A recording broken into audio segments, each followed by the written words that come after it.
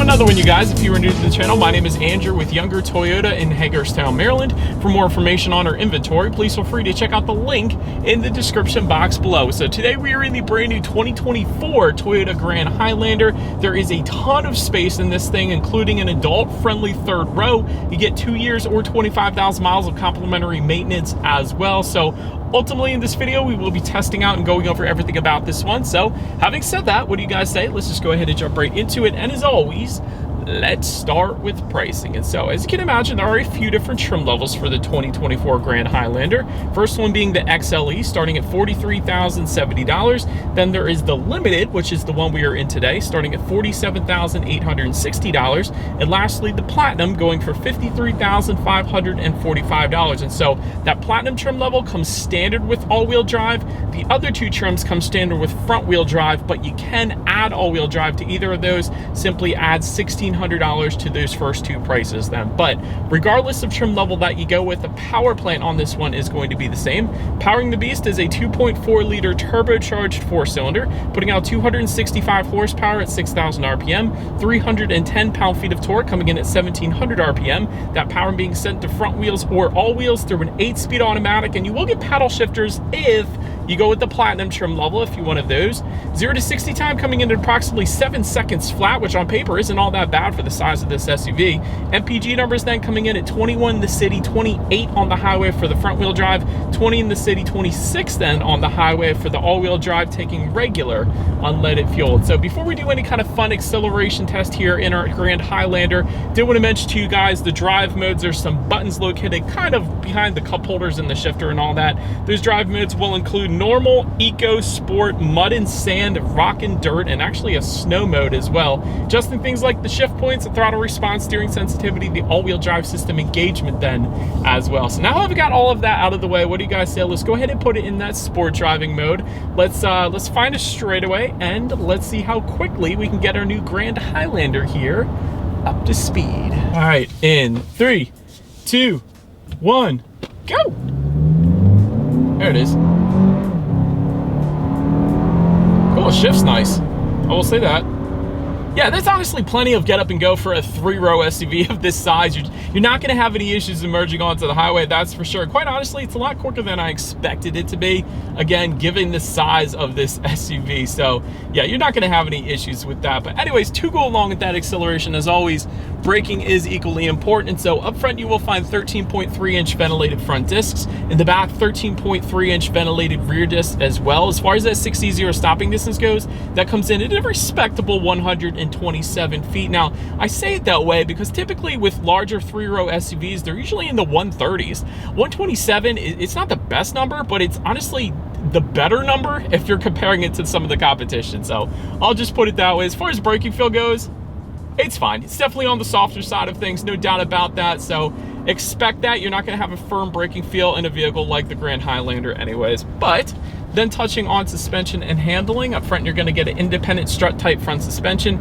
In the back, independent multi-link rear suspension, of course front and rear stabilizer bars. As far as ride quality goes, it's what I expected. Honestly, there's some nice roads that we're driving on right now, so ride quality has been perfectly fine, but it's as you would expect a larger 3-row SUV to ride like. As far as steering feel goes, I will say it is a much weightier steering feel when you have it in that sport driving mode. It is a big time noticeable difference. If I were to take it out and put it back to normal driving mode here, it does loosen up, but if I'm being honest, even in the normal driving mode, the steering feel really is quite nice. It's weighted a little bit on the heavier side of things, which is traditionally not what you find in SUVs. Usually you find a very loosey-goosey steering feel. So the fact that it's a little heavier of a weight to it, that's something I personally prefer. So quite honestly, I think Toyota did a wonderful job when it comes to the steering feel. As far as cabin noise goes, that's wonderful as well. Now I will say I got the air conditioning on, I got the ventilated seat on right now as well, but having said that, as far as road and wind noise goes, it's been excellent. You do get an acoustic laminated front windshield for all trim levels across the board, but you also get acoustic laminated front side glass.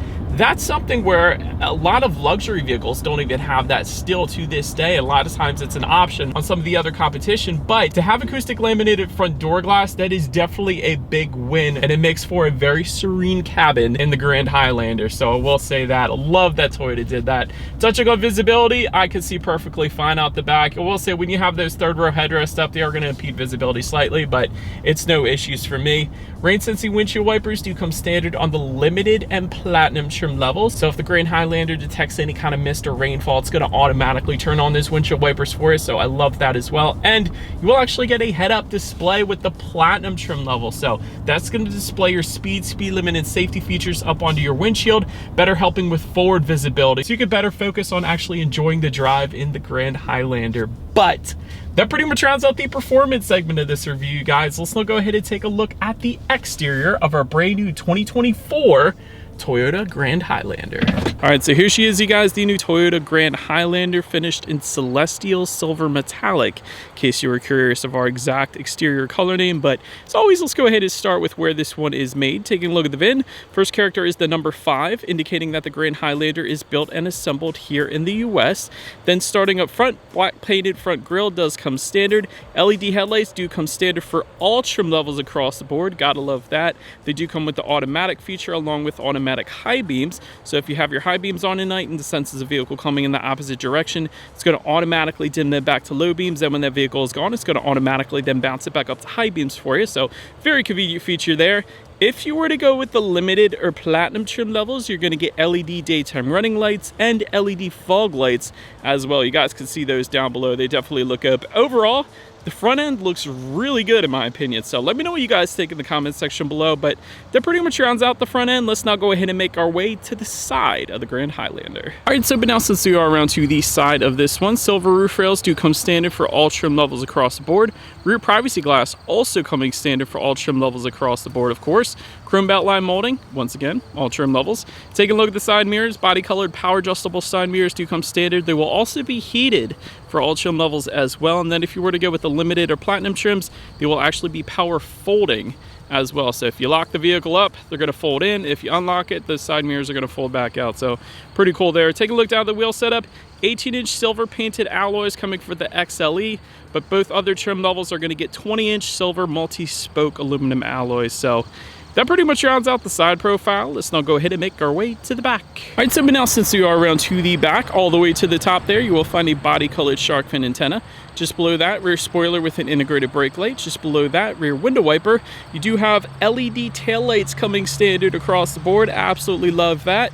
Got some like the video lettering spelled out horizontally. That definitely helps. So go ahead and like the video. It definitely helps me out. I appreciate it greatly. But in all seriousness, Grand Highlander lettering spelled out horizontally. Got the all-wheel drive badging if equipped. There is a tow package, of course, available. You guys can see that setup down below there. And then all the way down below, as I get down here for you guys, you will find dual exhaust outlets. They are tucked away. So having said that, I do believe you guys know what we have to do next. As always, here is that exhaust clip.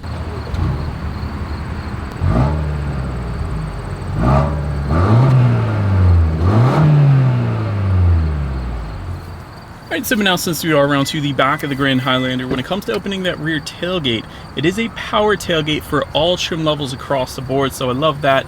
And then it's going to be a hands-free power tailgate for the limited and platinum trim levels. But once opened up, cargo capacity comes in at 20.6 cubic feet behind that third row, so decent amount there.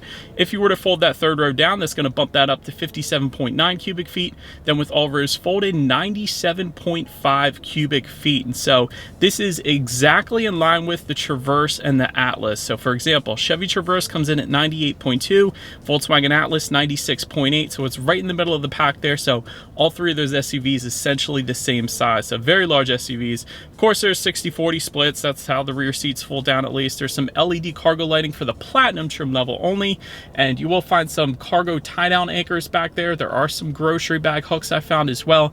Then if you were to lift up underneath of that cargo floor, you will find some tools for jacking the vehicle up. And you can actually store your cargo cover back there if you have the third row up and the third row is not in use. So yes, you get a cargo cover as well. But anyways, let's now go ahead and make our way up to the third row legroom, because this is actually really impressive on the Grand Highlander. 33.5 inches, so that's a pretty good bit. For reference, I mean even 6 feet tall. This is how much space I had back there. There are cup holders back there as well. There are also USB charging ports for those third row passengers as well. So 100% love that. And of course, there's rear ventilation that's going to be found on the ceiling of the Outlander for all 3 rows. So love that as well. But then making our way up to the second row, that legroom is going to come in at 39.5 inches for reference. I mean, even 6 feet tall still, believe it or not. This is how much space I had back there. Captain's chairs do come standard for all trim levels, but if you wanted bench seating, that is going to be optional for the XLE and the Limited, so it is doable. But anyways, of course, that second row is reclining along with the third row. I should mention that as well. 3-zone climate control does come standard for all trim levels, meaning the rear passengers can set their own individual kind of temperature as a group back there if they wanted to. Rear window sunshades surprisingly come standard on all trim levels across the board. I don't believe the competition makes that standard, so that's pretty cool, especially if you have a newborn and you don't want the sun blinding them. If you're coming home from the hospital, you're sitting in a parking lot eating Chick-fil-A or whatever the case. Of course, there is a rear center armrest with cup holders as expected, and heated rear seats are available, and we got them as well, so that is pretty darn cool. And of course, you got the USB charging ports for those second row passengers, so love the heated rear seats, love the rear window sunshades, love the charging ports. So the second row is definitely set up quite nicely back there. But now let's go ahead and make our way to the front seats. Leatherette seating is going to come with the XLE, but Limited and Platinum trims are going to give you full leather seating, 10-way power driver's seat with power lumbar for all trim levels, but even the passenger seat gets power adjustable seats. 8-way power adjustable passenger seat for all trim levels, heated front seats, all trim levels yet again, but the ventilated front seats, you get that with the Limited and the Platinum, so not the XLE there. Memory settings yet again with the Limited and the Platinum, and that's for up to 2 different drivers in case you were curious. But overall, seat comfort was actually perfectly fine. Toyota usually does a pretty darn good job with their seating and seat comfort overall, and that is definitely the case here in the Grand Highlander, so not going to have any issues taking this thing on a long road trip. But now, let's take a look at the steering wheel. It is tilt and telescoping. It is going to be leather wrapped for the Limited and Platinum trim levels, and then heated actually for the Limited and Platinum trim levels as well. 10-2 grips are kind of on the scrawny side, so I wouldn't have minded if they beefed them up just slightly, but other than that, steering wheel is perfectly fine. Then making our way to the startup, let me start by showing you guys the key. You got this cool Grand Highlander lettering on one side, then when you flip it over, you got your Toyota logo, lock, unlock, and that power tailgate button as well. But it is all keyless entry with a push button start, so all I'm going to do here is simply put my foot on the brake and press that engine start button located just in front of the shifter. And so once started up, when it comes to those gauges, it will be analog gauge cluster for the XLE, but then a 12.3-inch digital gauge cluster for the Limited and the Platinum. So that is what you guys are looking at right now. And let's go ahead and change drive mode. I want to see if it adjusts, definitely adjusts the colors a good bit. So if I were to put it in that sport driving mode, it gives you kind of more red hues, and then the eco drive mode is going to kind of give you like a grayish cyan, and then normal is gray. And I don't know, the cool thing about digital gauges is you guys can probably see when I'm changing all the drive modes here, it gives you this cool graphic display when you actually go to change the drive mode. So I am a big fan of that. That is pretty cool. But tachometer on your left, speedometer is on your right. How many miles you have left until you hit empty. You got a large digital speedometer, outside temperature, pretty much everything you could possibly want on the digital gauges up there. But now let's go ahead and make our way to overall interior quality. If you wanted a panoramic moonroof, go with the Platinum, but that is going to be optional on the XLE and the Limited like we have today. So we do got that option, so that is pretty darn cool. Overhead sunglass holder is going to come standard for all trim levels across the board. I like that. Auto dimming rear view mirror with HomeLink controls to up to 3 different garage doors found at the bottom part of that rear view mirror. That comes standard for all trim levels, so love that. Wireless phone charger, all trim levels yet again. 13 cup holders, in case you were curious of the exact number on this thing.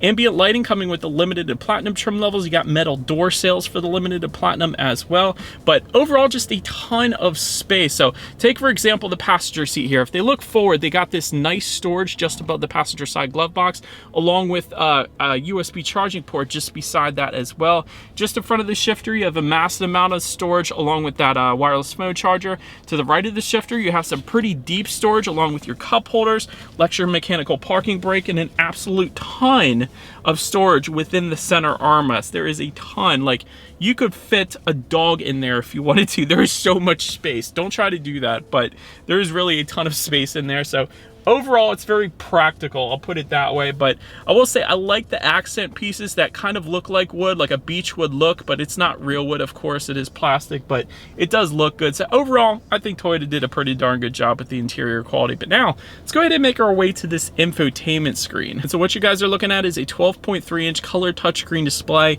And yes, that does come standard for all trim levels across the board, so I do like that. Bluetooth and audio streaming coming standard, but wireless Android Auto, Apple CarPlay. So many vehicles now are still wired for the Android Auto, Apple CarPlay, but you don't have any wires here with all of the trim levels, so I love that. Factory navigation system coming with the Platinum, and you can check out your car statistics up here as well, of course, along with your radio information. And so there will be a couple different sound systems for the Grand Highlander. You got a 6-speaker sound system with the XLE, but then an 11-speaker JBL sound system with the subwoofer and an amplifier for the Limited and the Platinum. So that is the one that we have today. So I do believe you guys know what we have to do next. Let's go ahead and turn on the radio, see what we got playing today, and let's test out the clarity of this one. All right, that is not bad. That is definitely not bad. And I've said this before. I had an external subwoofer. It was a JBL subwoofer in my first car. So I know JBL has been around for quite a while. That is why I said that. So very reputable brand, and there's nothing wrong with that sound system. Ton of bass, plenty of clarity. So well done, Toyota, yet again, or well, I should say well done, JBL. But anyways, last thing I want to mention to you guys on the infotainment screen, of course, is when you do put this thing in reverse, if you get too close to something, it is going to beep at you. That's what that noise is. But you do get a rear view camera coming standard, and a 360-degree monitor is going to be standard on the Platinum, but then optional on the Limited. That's going to be that bird's eye view to the left there, but that's not bad. But that, as always, is going to lead us into safety. And so we usually start by mentioning the IIHS safety rating, but this one has not yet been rated by IIHS, and I'm not going to do that for that reason. Front side curtain airbags do come standard, driver's knee airbag as well, passenger seat cushion airbag, that's one that you don't usually find. Of course, you have latch in the back, aka lower anchors and tethers for children for the rear car seats, rear child door locks, tire pressure monitoring system, but also coming standard, a pre-collision system with pedestrian detection, dynamic radar cruise control, lane departure alert with steering assist, lane tracing assist, road sign assist, proactive driving assist, blind spot monitoring system with rear cross traffic alert, and then the Limited trim level is going to add to that front and rear parking sensors with automatic braking then as well. So overall, when it comes to my final thoughts here of the Grand Highlander, there is a ton of space in this thing, and that's really why you buy this particular SUV, is because there really is so much space. An easy road trip vehicle for sure.